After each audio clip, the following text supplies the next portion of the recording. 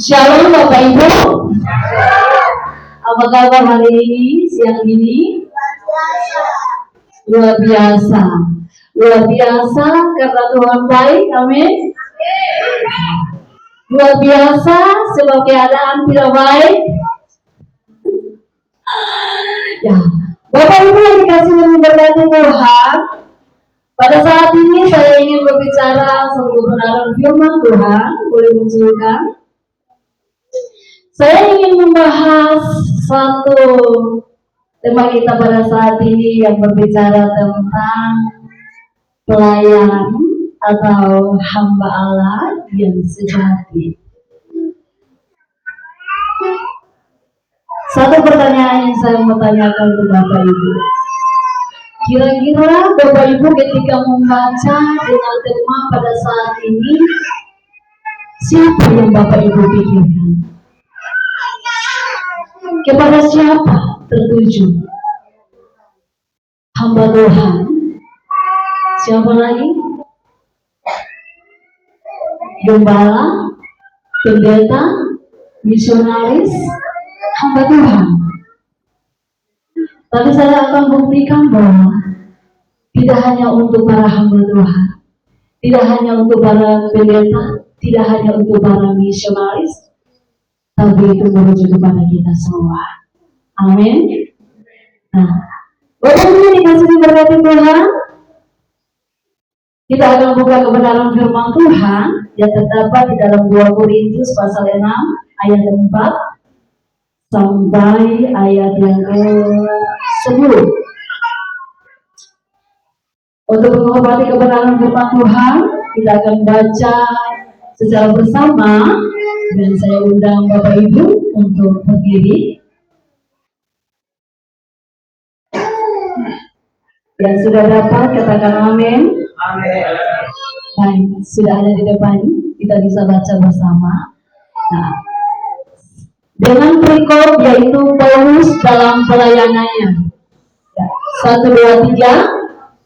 Sebaliknya dalam segala hal kami menunjukkan bahwa kami adalah pelayan Allah, yaitu dalam menahan dengan penuh kesabaran dalam penderitaan, kesesakan, dan kesukaran. Ayat yang kelima, dalam menanggung berat, dalam penjara dan kerusuhan, dalam berjerih payah, dalam berjaga-jaga dan berpuasa, dalam kemurnian hati, pengetahuan, kesabaran, dan kemurahan hati, dalam Roh Kudus dan kasih yang tidak munafik, dalam pemberitaan kebenaran dan kekuasaan Allah, dengan menggunakan senjata-senjata keadilan untuk menyerang ataupun untuk membela.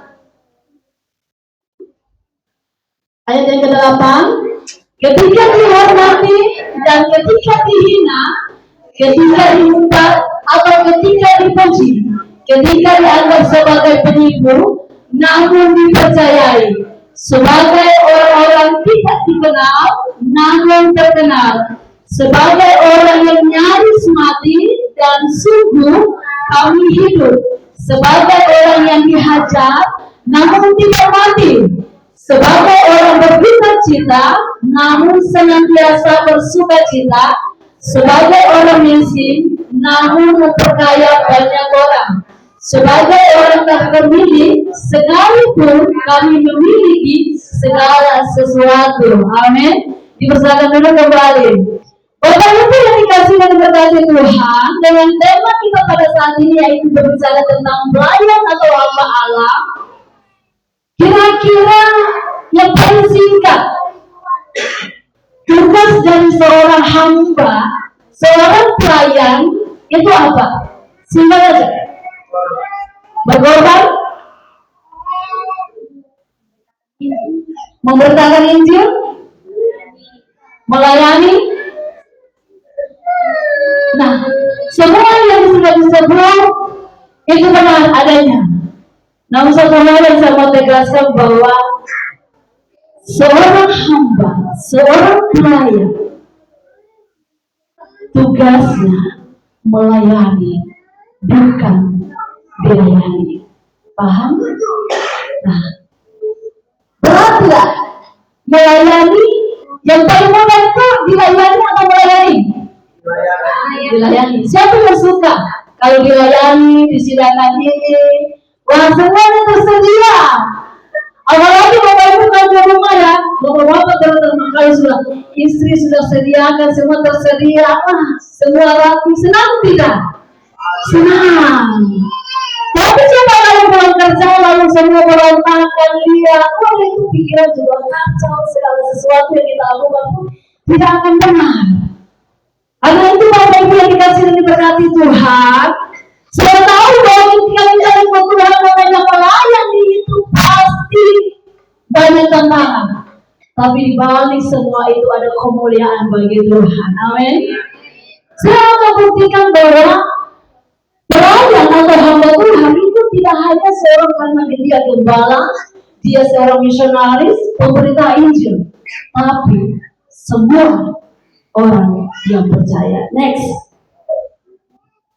Jadi Bapak Ibu jangan bersenang-senang dulu. Tugas ini bukan hanya untuk saya. Tugas ini bukan hanya untuk saya. Istilah hamba bagi orang percaya. Ayo kita baca yang pertama. Dan sekarang setelah kamu dimerdekakan dari dosa dan setelah kamu menjadi hamba Allah, saya bertanya, apakah yang dimerdekakan dari dosa ini hanya untuk seorang hamba Tuhan, seorang gembala? Ya, setelah dimerdekakan dari dosa, ya, kamu menjadi hamba Allah. Berarti semua kita yang merasa diri hidupnya telah dimerdekakan dari dosa, dia disebut hamba Allah. Dan di sini dimerdekakan dari dosa itu adalah pekerjaan Tuhan. Sekarang hidup kita itu hidup dimerdekakan oleh bukan memerdekakan dari dosa, bukan dosa yang memerdekakan hidup kita. Tapi sekarang banyak hal yang terjadi. Dosa yang memenangkan hidup kita, dosa yang menguasai hidup kita. Padahal kita mengaku bahwa hidup kita telah dimerdekakan oleh Kristus. Tapi untuk masa sekarang yang begitu suram, dosa yang menguasai hidup kita. Dosa yang memimpin hidup kita. Saya tahu bahwa orang yang sudah percaya Yesus, dia tidak akan dikuasai oleh iblis. Tetapi iblis selalu punya cara untuk mengintimidasi hati kita, memberikan celah. Di saat kita memberikan celah, disitulah kesempatan kecil saja. Dia tidak butuh yang besar-besar, dia butuh yang paling kecil, marah saja. Itu sudah bisa terjadi. Lalu yang kedua, hidupnya sebagai orang merdeka dan bukan seperti mereka yang menyalahgunakan kemerdekaan itu untuk mengelubungi kejahatan-kejahatan mereka, tetapi hiduplah sebagai hamba Allah. Nah, dalam bagian ini pun menjelaskan bahwa hidup yang kita sudah miliki dalam Kristus, kita disebut juga sebagai hamba Allah. Dan itu tidak hanya juga sebagai seorang hamba Tuhan yang Bapak Ibu kenal, berdiri di depan, sampaikan firman Allah, berbicara firman Allah di mana saja. Lalu yang berikut, apapun juga yang kamu berbuatnya dengan segenap hatimu seperti untuk Tuhan dan bukan untuk manusia. Kamu tahu bahwa dari Tuhan kamu akan menerima bagian yang ditentukan bagimu sebagai upah. Kristus adalah Tuhan dan kamu adalah hamba. Kita melakukan sesuatu, firman Tuhan mengajarkan berbuatlah dengan segenap hatimu seperti untuk Tuhan, bukan untuk manusia. Manusia yang sakiti kita, firman Tuhan mengajarkan kita harus lakukan seperti untuk Tuhan. Itu berat, Bapak Ibu. Yang ada kalau ada masalah seperti itu ya saya punya masalah dengan dia, saya tidak punya masalah dengan Tuhan. Masalah Bapak Ibu kalau kita mempernyatakan seperti itu. Saat kita bermasalah sampai kiri kanan, tetangga dalam rumah, itu sudah masalah. Kita sedang membangun tembok pemisah. Nah, jadi Bapak Ibu yang dikasih diberkati Tuhan, ini dari teks ini saya mengatakan bahwa hamba Tuhan itu bukan hanya seorang gembala yang Bapak Ibu kenal, tapi setiap kita yang percaya disebut hamba Tuhan. Maka tugas memberitakan kebenaran, memberikan teladan, itu bukan hanya seorang gembala, tapi setiap orang yang percaya kepada Yesus. Coba yang percaya Yesus angkat tangan. Nah, tanggung jawab kita bersama, tidak hanya untuk saya. Iya, kalau untuk saya ya saya bisa peot. Saya pasti rasa berat sekali. Nah, karena itu Bapak Ibu yang dikasih diberkati Tuhan, next kita lanjut. Dalam latar belakang teks yang sudah kita baca bahwa 2 Korintus ini ditulis oleh Rasul Paulus, bisa dilihat dalam pasal 1 ayat 1 dikatakan dari Paulus, menunjukkan bahwa surat ini ditulis oleh Paulus, dan masalah yang terjadi dalam konteks itu yaitu di mana kerasulan Paulus, kerasulan Paulus itu dipertanyakan. Apakah dia itu rasul yang benar-benar dipilih oleh Allah atau bukan? Tapi pasal 1 ayat 1 memberi jawaban yang orang kehendak Allah menjadi rasul Kristus Yesus. Jadi rasul Paulus itu dipilih dan semua yang diperoleh kerasulannya itu yaitu karena kehendak Allah, bukan karena kehendak dia sendiri. Dia tidak menerangkan diri dia sendiri, tapi semua karena pekerjaan Tuhan. Dia menjadi seorang rasul karena itu kehendaknya Allah. Kalau saat ini Bapak Ibu yang dikasih dan berkati Tuhan, mungkin kita tidak diberi, bukan hanya lagi, tapi memang bentuk zaman rasul sudah tidak ada. Tapi fungsinya, pekerjaannya itu terus berjalan, lanjut, akan jalan terus. Nah, tidak hanya itu yang dipertanyakan, lalu yang kedua ada juga pengajaran yang lain, pengajaran sesat. Paulus menyampaikan kebenaran, tapi ada juga yang menyampaikan yang sesat-sesat, yang tidak benar, yang bertentangan dengan firman Allah. Dan itu terjadi sampai sekarang kan, banyak hal yang terjadi menentang kebenaran. Saya pikir bahwa untuk menentang kebenaran tidak hanya orang di luar sana, tapi kita dalam gereja pun menentang kebenaran. Justru dalam gereja kita malaikat semua kan, tapi di luar jawab sendiri. Lalu ada kritik terhadap pemerintahan, sudah menderita, dikritik lagi, diprotes lagi.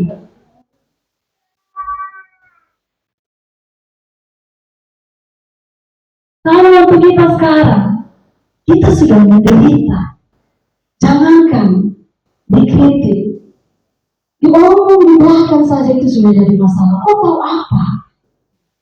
Kamu tidak tahu apa masalahnya. Kamu tidak tahu intinya. Kamu tidak tahu latar belakangnya seperti apa. Jadi stop, jangan lanjut. Karena memang untuk gosip ini kan cepat. Tidak perlu buat pengumuman besar-besar. Cepat. Makanya saya pernah sampaikan di ibu-ibu bahwa firman Tuhan bilang begini untuk mengenai gosip ya. Kenapa? Dalam Alkitab itu hanya ada janda-janda, budak-budak tidak ada. Nah, dari sini Bapak Ibu, perempuan itu kalau berbicara yang laki baru 1 kata, dia sudah 5 kata. Laki 10 kata, dia sudah 20 kata. Jadi ketika Tuhan panggil dia tidak dengar. Karena terlalu banyak bicara, terlalu banyak gosip, terlalu banyak bicara. Karena itu Tuhan bilang apa? 2-3 orang berkumpul, aku hadir di tengah-tengah. Tapi kalau wanita yang berkumpul 2-3 orang, Yesus pergi. Kalau yang kita bicarakan bukan firman Tuhan, kira-kira Yesus senang atau tidak? Tidak senang. Tuhan pasti pergi. Dan Tuhan tidak akan benar apa yang kita bicarakan. Makanya itu berhenti untuk bergosip. Dan tujuan dari bagian ini itu membela kerasulannya. Nah, cara di sini Bapak Ibu, baru membela diri dalam kerasulan bahwa dia dipilih oleh Allah. Dia membela dirinya itu bukan dengan kata-katanya, tapi dia tunjukkan dengan tindakannya. Ini yang berat. Saudara bisa berbicara tentang kebenaran itu di depan dengan bebas, dengan luar biasa, dipakai secara luar biasa. Tapi sampai kalau menunjukkan diri, praktek hidupnya itu yang Paulus lakukan. Dia tidak hanya dipakai Tuhan untuk berkata-kata, tapi dia juga menunjukkan diri bahwa dia adalah hamba, bahwa dia datang untuk melayani. Tunjukkan. Tidak sekedar dari perkataan kita, tapi kita harus tunjukkan dari setiap tindakan kita. Ya? Dan memang itu tunjukkan dari tindakan kita, itu butuh pengorbanan. Lanjut. Nah, di zaman sekarang, next, banyak orang menilai keberhasilan pelayanan itu dari sumber jemaah, popularitas, keberhasilan materi. Namun Alkitab menunjukkan ukuran yang berbeda. Paulus tidak menunjuk kepada prestasi, tetapi kepada ketekunan dalam penderitaan dan karakter. Kalau kita berteguh karena hal baik, pasti kita berteguh. Tapi kalau kita menderita, rata-rata tidak semua orang pasti hindari semua itu. Tidak mau. Dia pasti hindari. Masa kita mau menderita untuk berteguh dalam betul? Gak ada. Tapi ya Paulus di sini mengajarkan kita, firman Tuhan mengajarkan kita berteguh dalam penderitaan. Amin. Siap untuk menderita? Menderita karena kebenaran. Ya, kita siap menderita untuk kebenaran. Kalau kita mengatakan berat, selamanya pasti berat. Tapi kalau kita mengatakan Tuhan pasti menolong. Nah, baru kita akan masuk yang pertama, ciri-ciri seorang pelayan yang sejati. Yang pertama, membuktikan melalui tindakan. Nah, dalam segala hal kami menunjukkan diri sendiri sebagai pelayan Allah. Lihat ya, ini yang saya bilang bahwa Paulus membuktikan dirinya bahwa dia adalah seorang pelayan Allah, seorang hamba. Itu yang menjelaskan itu dengan tindakan, bukan dengan kata-kata saja. Dan dia merekomendasikan itu ya dia sendiri, bukan orang lain yang disuruh, tapi dia sendiri. Bahwa saya itu adalah hamba yang dipilih oleh Allah. Saya adalah hamba yang dipilih oleh Allah. Dalam bagian ini, itu adalah tindakan yang dari dalam, bukan tindakan dari luar, bukan karena dorongan dari luar, tapi itu benar-benar dia punya inisiatif karena pertolongan Tuhan. Dia bertindak, dia menunjukkan dari perbuatannya. Nanti kita lihat perbuatan-perbuatan apa saja yang Paulus tunjukkan. Karena kalau mau bicara status, jangan sampai kita hanya punya status sebagai hamba Tuhan. Kita punya status sebagai hamba Tuhan itu berat. Tapi lebih berat lagi ketika kita mempraktekkan dalam hidup kita. Nah, kita semuanya hamba Tuhan. Tanggung jawabnya tidak ada Tuhan. Tanggung jawabnya tidak dapat Tuhan, dan itu pribadi, bukan kelompok, bukan suami istri, dewe-dewe. Tanggung jawabnya. Nah, senangkah sebagai hamba Tuhan? Senang gak senang? Harus senang. Karena di bawah penderitaan ada kemuliaan yang Tuhan sediakan. Saya baca tadi satu firman Tuhan yang terlintas di Korintus katakan begini, karena kami tahu bahwa jika kemah tempat kediaman kita di bumi ini dibongkar, Allah telah menyediakan suatu tempat kediaman di surga bagi kita. Jadi dari sini saya lihat, oh ya, fisik ini hanya sementara. Ada masa di mana Tuhan akan bongkar. Jadi jangan sombong.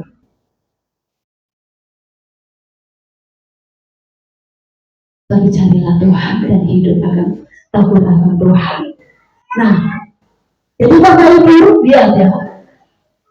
Sebagai seorang yang percaya, sebagai seorang yang terus-menerus melayani Tuhan, kita tidak hanya membuktikan bahwa kita bisa berbicara di depan mimbar. Kita tidak hanya bisa membuktikan bahwa kita bisa berbicara akan kebenaran firman Allah. Tetapi kita harus buktikan juga dari perbuatan kita, dari tindakan kita.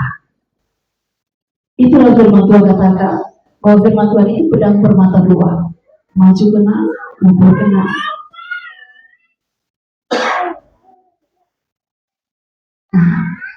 Bapak Ibu yang dikasih berkat Tuhan, next. Kita baca bersama. Oke. Yang pertama, untuk menyerapannya dalam poin yang pertama, 1, 2, 3. Paulus tidak hanya berkata bahwa ia pelayan Allah, tapi hidupnya membuktikannya. Kedua, pelayanan bukan hanya gelar, posisi, jabatan, tetapi hidup yang menjadi kesaksian. Terkadang gelar, posisi, jabatan menjadi celah bagi kita untuk menyimpan dari kebenaran. Dan kita memanfaatkan semua itu menutupi kebenaran. Hati-hati dalam bagian ini, Bapak Ibu dikasih dan berkati Tuhan. Itu yang pertama.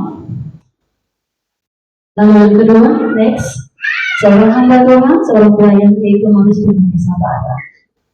Sabar dalam segala sesuatu, sabar dalam segala hal. Nah, di sini yang paling sabar itu siapa? Yang paling sabar. Dimarah, dia diberkati, Tuhan berkati. Dihina, Tuhan dia katakan Tuhan berkati. Diceritakan yang buruk, dia katakan Tuhan memberkatimu ya. Amin. Wah, cuma Tuhan luar biasa. Semua orang-orang yang hebat dalam ruangan ini ya, sabar, walaupun di dapur belum ada makanan. Amin. Nah, siang ini kan pasti, apakah tadi ada yang sudah sarapan? Nah, itu kan sarapan. Siang ini kan belum. Apalagi sampai jam 3. Hati-hati nanti pulang. Pas di siang hari perut ada berkeroncong dan pulang belum ada makanan. Itu jadi peperangan, sebut peperangan dapur. Nah, mari kita lihat ya, dalam Korintus 2 pasal 6 ayat 4. Sebaliknya dalam segala hal kami menunjukkan bahwa kami adalah pelayan Allah, yaitu dalam menahan dengan penuh kesabaran. Nah, Bapak Ibu, nanti saya memunculkan bahwa di sini Paulus tidak hanya di ayat yang keempat ini Paulus mengungkapkan untuk menjadi seorang pelayan Allah, dia harus menjadi pribadi yang dalam menahan dengan penuh kesabaran. Di sini sabar itu sabar dalam penderitaan, sabar dalam kesusahan, sabar dalam kesukaran. Ini yang Paulus sampaikan. Tapi di ayat yang kelima, ini yang Paulus alami. Jadi apa yang dia sampaikan, dia alami. Dan dia alami itu dia tidak menolak. Kalau kita enak sekali untuk menyampaikan, enak sekali untuk berbicara firman Tuhan, tetapi pada waktu kita menerima tentangan, rata-rata tolak, rata-rata itu memberontak.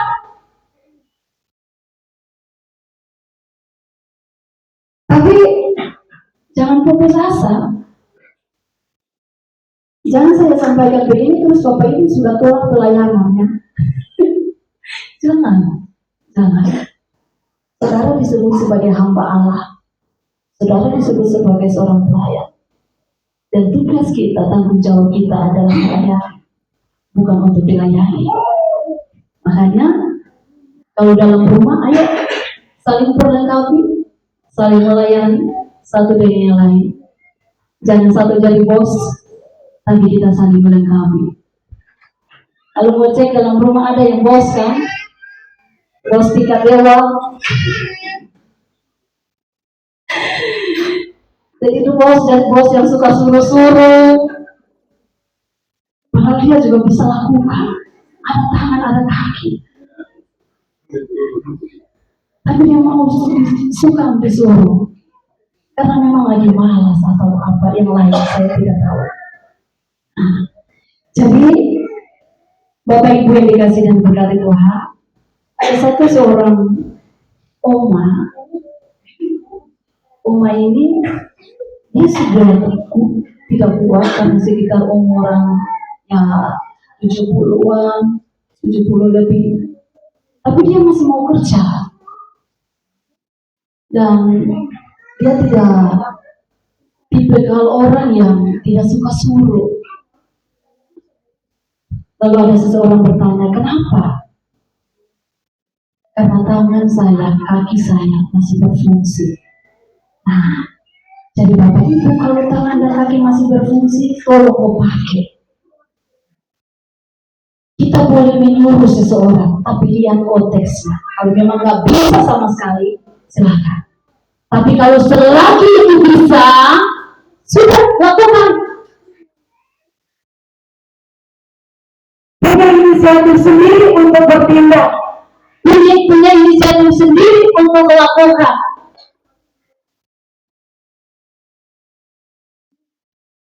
Itu yang namanya saling memperlengkapi. Satu dengan yang lain, bukan memperlengkapi diri sendiri saja. Tapi satu dengan yang lain, saling membutuhkan. Jadi jangan ada sesuatu baru dulu, ya. Nah, oke, next. Nah ini ya, saya tadi next. Nah, ini saya bagikan ya. Di sini Paulus tidak hanya menyebut tentang kesulitan-kesulitannya, tentang penderitaan, bicara tentang tekanan hidup, dianiaya, ada masalah, kesesakan, keadaan yang terpaksa, dan kebutuhan yang mendesak. Lalu ada kesukaran, situasi tanpa jalan keluar. Nah ini yang kadang di poin yang kedua ini yang keadaan terpaksa dan kebutuhan yang mendesak. Kadang kalau kebutuhan kita mendesak, kita bisa ambil jalur lain.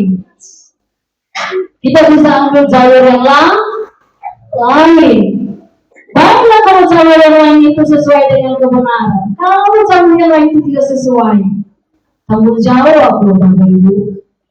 Tanggung jawab di hadapan Tuhan. Jadi, lalu di sampingnya, ya, Paulus alami ya, yang menanggung gerak, di penjara, ada kerusuhan, berjerih payah, dan kerja keras, dia berjaga-jaga, berpuasa lagi. Dia sampaikan, tapi ini yang dia alami. Kira-kira penjara itu enak atau tidak? Sampai pernah mungkin masuk penjara di sini? Tidak ada ya? Tidak ada. Tapi kalau penjara untuk masa-masa di zaman Rasul Paulus, penjara itu di bawah tanah dan tertutup.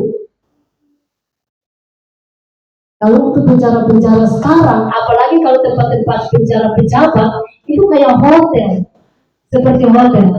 Kalau saya pernah melihat ada video-video yang diambil, itu kalau penjara-penjara orang yang punya jabatan, itu kayak hotel. Jadi dia tidak merasa bahwa dia ada dalam penjara. Coba kita kali yang saat ini yang ada dalam ruang ini masuk penjara, itu bukan hotel, neraka betul. Tapi dalam penjara, ketika Paulus di penjara, disesat dan sebagainya, waktu yang tindakan yang dilakukan, dia tetap berjaga-jaga dan berpuasa. Nah, siapa sini yang kuat berpuasa selama 24 jam? Atau justru 24 jam langsung naik? Saya berencana bahwa kita kan sering setiap Sabtu, ya Jumat malam itu kan kita doa puasa ya. Itu mulai dari jam 12 sampai jam 12 malam sampai jam 12 siang. Saya berdoa supaya jangan Jangan hanya di jam itu saja, tapi meningkat. Jadi nanti dari jam 12 malam ke jam 12 malam lagi. Yang bisa, yang bersedia katakan amin. Bagaimana dengar ya?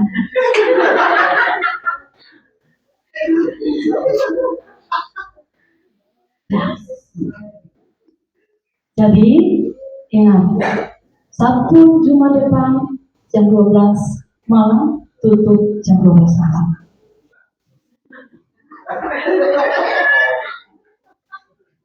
Oke, next. Baca bersama. 1, 2, 3.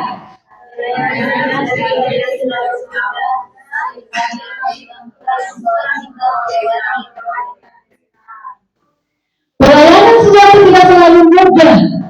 Seringkali panggilan Tuhan membawa kita melewati penderitaan.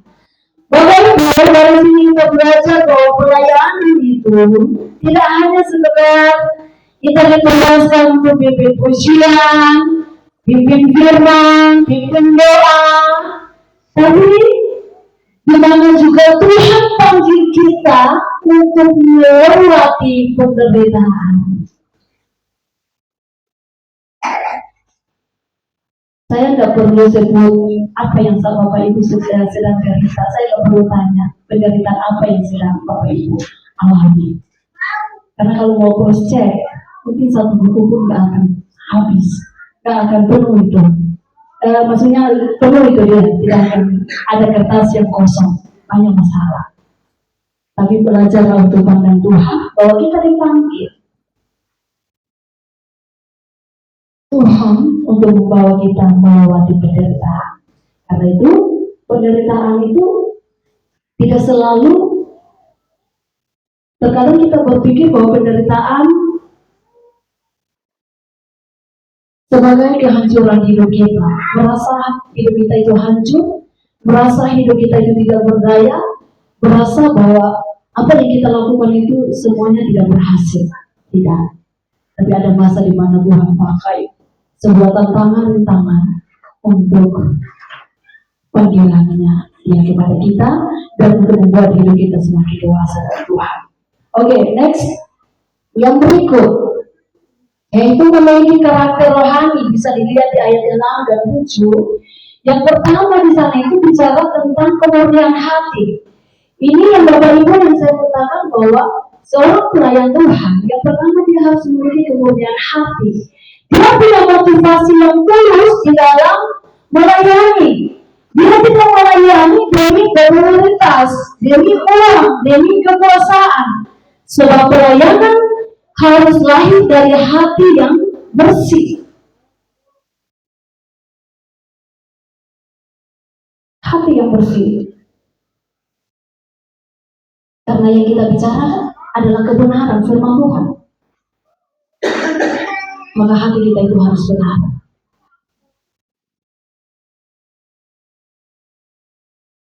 Jadi, kalau Bapak Ibu dipercayakan, koreksi sebelum kita melangkah. Sebab di sana kuasa Allah akan bekerja. Yang kedua, yaitu pengetahuan. Kita sudah mendengar dan kita sudah belajar banyak kebenaran firman Tuhan di seni, bahkan di wanita bijak, di pria sejati, anak muda, dan juga ibadah hari Jumat, ibadah hari Sabtu.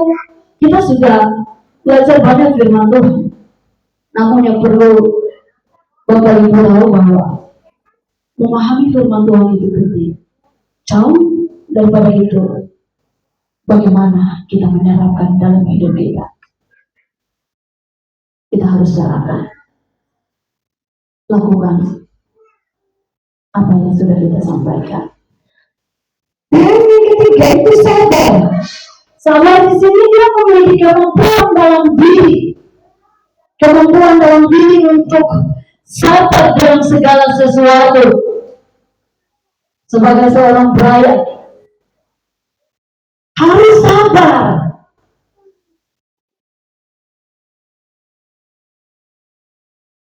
Kalau tidak ada kesabaran, Bapak Ibu, apa yang diceritakan ketika kita mau melayani? Saya tahu kalau saat kita melayani kan, apalagi kalau yang sampai melayani bukan jam 12, jam 1, jam 2. Wah, saya tidak tahu itu keluhan yang dia dengar yang orang yang sedang dia konseling itu seberapa banyak itu. Jadi harus sabar mendengar. Kita harus sabar untuk dengar. Nah, sekarang kan kalau untuk bapak-bapak kan, kalau ibu-ibu terlalu banyak jelaskan itu sudah tidak sabar. Tapi saya percaya bapak-bapak sini orang-orang yang sabar, amin. Berikutnya itu kemurahan hati, tidak keras hati, tidak kasar, amin. Bapak Ibu ya, kita harus memiliki, kenapa kita harus memiliki kemurahan hati? Karena dalam pelayanan itu, yang namanya melayani, kita berhadapan dengan orang-orang yang sedang bermasalah. Dan orang-orang yang bermasalah ini, hatinya itu pasti terlalu banyak beban. Makanya kita harus memiliki kemurahan hati, tidak boleh keras, tidak boleh kasar. Apalagi kalau dalam satu kita melayani, kita kan sering melayani bahwa, oh ya, saya ingatkan kamu ya, kamu gak boleh begini. Oke. Lalu berikut, dia ulang lagi, gak boleh begini. Nah, sampai bulan 3 kali, Bapak langsung berhenti. Biar kok, Tuhan yang tegur dia. Tuhan yang ambil alih buat dia. Nah, untuk memimpin seseorang yang sudah keluar, yang tidak ada dalam kebenaran, itu tidak boleh keras. Kalau orang yang keras disampaikan tidak dengar, Mama masih punya lutut kan? Berdoa, tanam itu lutut. Kalau mulut sudah tidak mampu berkata-kata, mulut tidak mampu menjelaskan, lutut masih kuat, lakukan itu. Karena yang kedua, dalam Roh Kudus, pelayanan kita itu harus dijawab pimpinan kuasa Roh Kudus, bukan kekuatan kita, bukan kehebatan kita. Tapi kita harus meminta Tuhan untuk memimpin. Kenapa? Harus dalam pimpinan Roh Kudus. Sebab Roh Kudus yang mengubah hati seseorang. Kita itu hanya sebagai alat yang Tuhan pakai untuk menyampaikan. Tapi untuk mengubahkan hati seseorang, pekerjaannya Tuhan, pekerjaannya Roh Kudus. Makanya dalam melayani, libatkanlah Tuhan. Jangan andalkan kekuatan dan kemampuan. Lalu yang berikut ada kasih yang tidak munafik. Kasih yang tidak munafik ini bicara ya, kasih yang tidak pura-pura tanpa motivasi yang tersembunyi, yang terselubung. Saya tak perlu menjelaskan yang mengenai yang satu ini tentang pura-puraan. Rata-rata kayaknya Allah itu tentang pura-pura. Lalu yang berikut dalam pemberitaan kebenaran ya. Yang ketujuh itu pemberitaan kebenaran bahwa kita harus jujur akan kebenaran firman Tuhan. Tidak boleh mengutarakan kebenaran dan tidak boleh mengubah akan kebenaran. Kita harus berani menyampaikan kebenaran. Dan waktu kita sampaikan kebenaran, dan kebenaran itu kena juga dalam diri kita, pribadi harus siap untuk menerima. Kalau saat kita berbicara sampaikan firman Tuhan, Bapak Ibu satu permohonan bagi saya itu tidak hanya untuk Bapak Ibu, tapi terlebih khusus itu saya pribadi. Kenapa saya sampaikan itu yang harus saya tanggung jawab? Bertanggung jawabkan itu di hadapan Tuhan dan di hadapan umat Tuhan juga. Jadi tidak hanya di hadapan Tuhan. Karena Bapak Ibu gak mungkin hanya mendengar apa yang saya sampaikan. tapi melihat juga sikap saya, perbuatan saya. Lihat, kira-kira yang dia sampaikan dia lakukan tidak? Itu berarti. Tapi jangan menyerah, tetap lakukan. Lalu dalam kuasa Allah, pertolongan harus disertai dengan kuasa Allah. Sebab itu perubahan terbesar karena kuasa Allah. Untuk kuasa Allah, minta, berdoa, Tuhan nyatakan, Tuhan berikan, dan Tuhan pasti berikan. Lalu yang berikut, senjata keadilan. Kita gunakan firman Allah untuk menjadi alat melawan kejahatan. Jangan kita jadikan kebenaran firman Tuhan untuk menyerang seseorang. Apalagi kalau sedang ada masalah kan, karena kita pakai ayat-ayat untuk serang seseorang kan. Jadi status lagi. Tuhan menyertai, padahal di belakang hancur.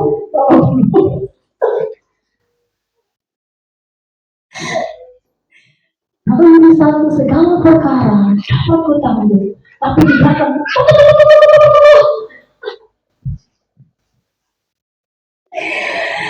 nah, yang ke-10 yaitu orang lihat ya di ayat di kata yang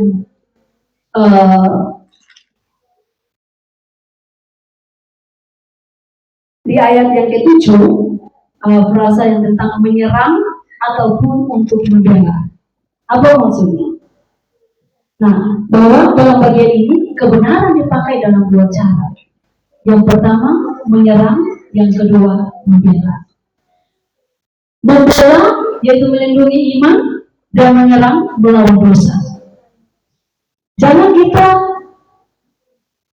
melawan dosa.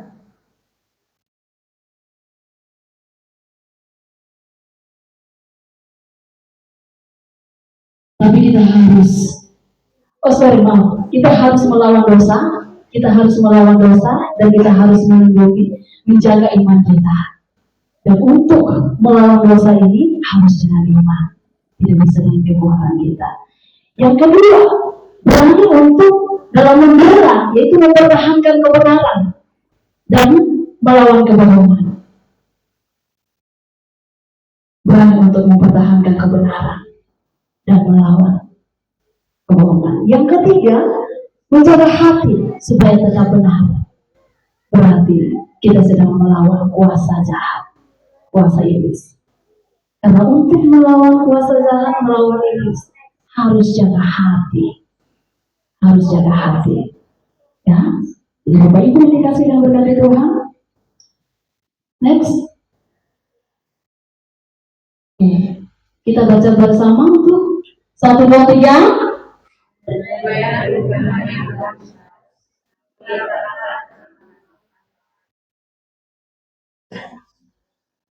Pernah alami dalam bagian ini? Pelayanan itu bukan hanya aktivitas, bukan hanya datang, sampaikan, tapi kalau karakter dan rohani kita tidak benar, pelayanan itu akan kosong. Orang lain diberkati, kita sendiri kosong karena karakter yang harus diperbaiki. Nah, oke, lanjut. Yang keempat, hidup dalam paradoks. Nah, istilah paradoks di sini, Bapak Ibu, berarti pernyataan yang tampaknya itu bertentangan, tapi sebenarnya mengandung kebenaran. Dan ini yang Paulus jelaskan tentang realita pelayanan melalui paradoks ini. Jadi, dunia melihat itu baik, dunia melihat itu tidak bertentangan.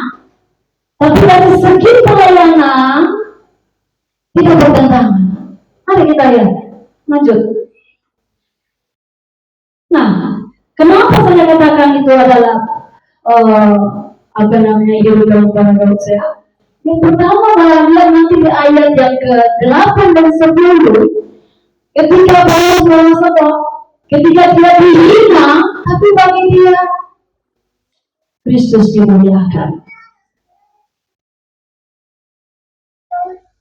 Kalau kita dihina, balas kok tidak?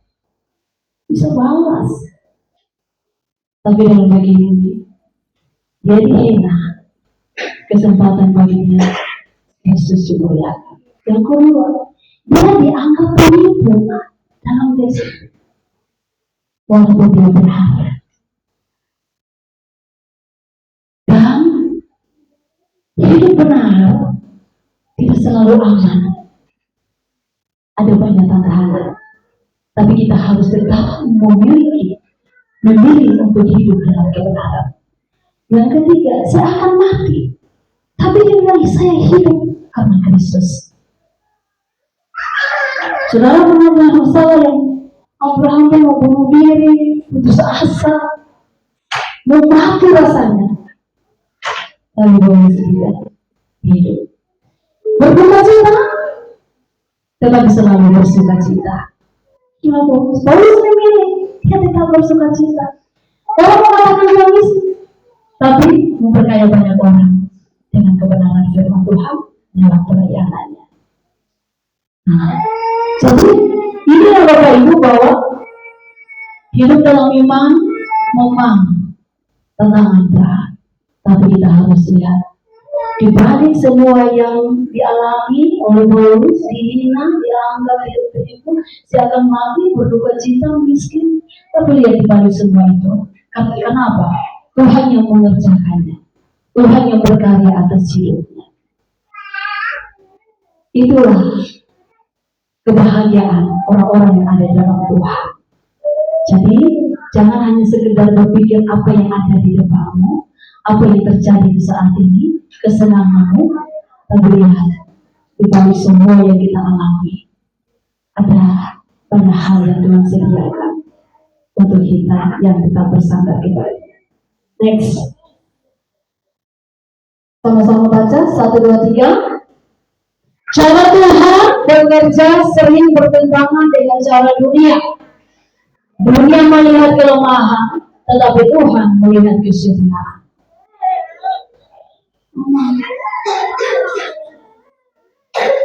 Kalau kita memihak pada dunia, Bapak Ibu, kalau kita memihak pada dunia, kita tidak bisa membedakan mana yang Tuhan kehendaki dan mana yang Tuhan tidak kehendaki.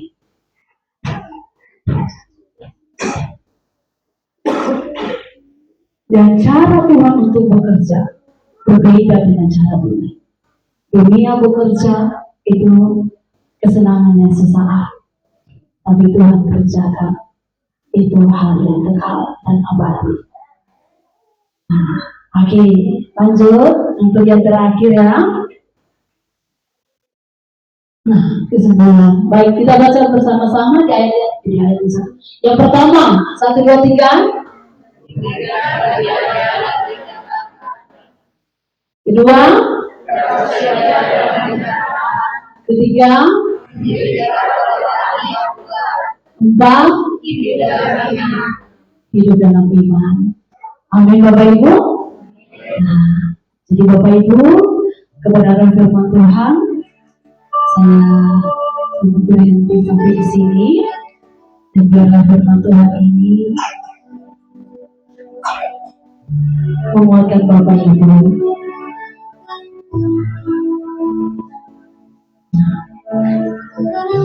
Baik, saya akan berdoa akan kebenaran firman Tuhan. Segala puji syukur, hormat, kemuliaan, keagungan bagi Tuhan. Hamba datang dan berserah padamu, bersyukur sebab Engkau telah menolong hamba. Ampuni hambamu bila dalam pemberitaan ini ada banyak kekurangan. Ampuni hambamu bila dalam pemberitaan ini ada banyak kelemahan dan keterbatasan. Namun Tuhan telah panggil hamba untuk melayani. Hamba berdoa dan memohon Tuhan karena kuasa terus membaca dan akan hikmat-Mu sehingga firman Allah dapat tersampaikan. Terima kasih Tuhan Yesus, umat-Mu yang sudah mendengar. Tuhan berkati, biar firman ini menjadi rema dan kekuatan dalam hidup mereka. Dan tiba saatnya juga kami akan mau memberi persembahan. Tuhan Engkau berkati setiap tangan-tangan yang memberi dengan ketulusan, memberi dengan ucapan syukur, diberkatilah. Terima kasih Bapa, untuk berdoa dan mengucap syukur kepada-Mu. Haleluya, amin. Selesai.